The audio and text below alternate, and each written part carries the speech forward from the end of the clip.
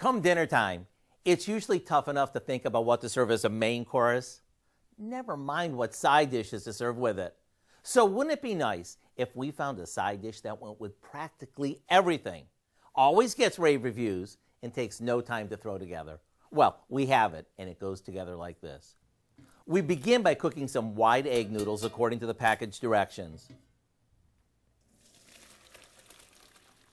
While they finish draining, we mix some sour cream with a stick of melted butter,